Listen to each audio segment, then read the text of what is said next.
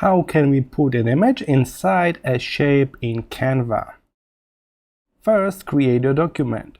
After that, head to Elements here in the menu on the left.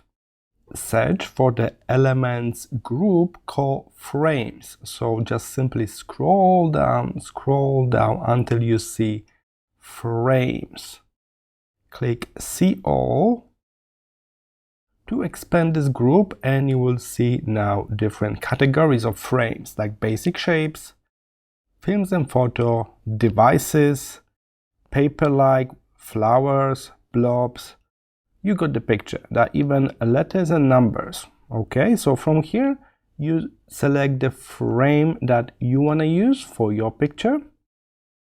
Let's say I want my picture to be in this artistic like frame here, so I click on that. It's loaded in my project, as you can see here, and this image that is inside, whatever you see, this image with this like a bit of grass, a sky and a cloud like that, that's a kind of a temporary image telling us this is the place for your own image. So how can we now load the image? Let's click Upload here on the left and upload our file. Alright, and then you will see your files here at the bottom.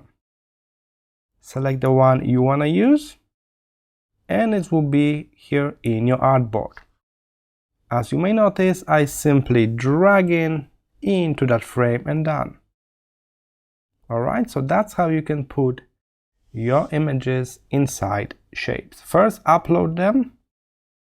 In the upload section, prepare a frame for them, so look for the group called Frames in the Elements menu.